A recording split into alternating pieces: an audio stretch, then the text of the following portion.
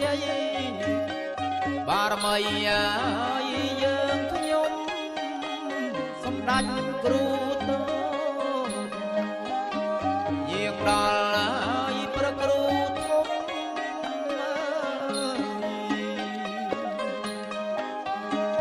យាងស្ដេចគ្រប់អង្គ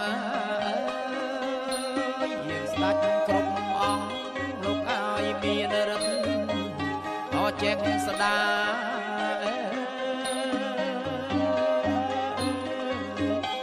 មានរិទ្ធណា